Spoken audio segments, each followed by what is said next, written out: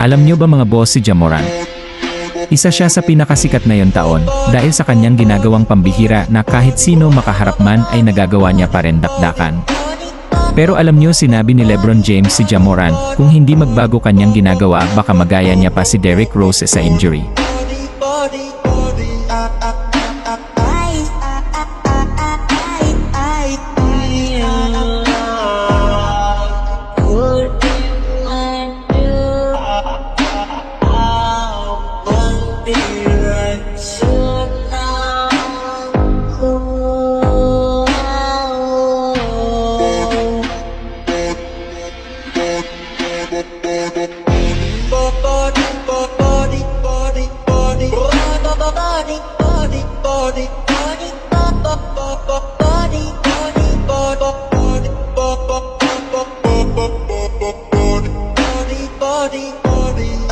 Kung nagustuhan mo aking TikTok baka naman boss paki-follow aking TikTok.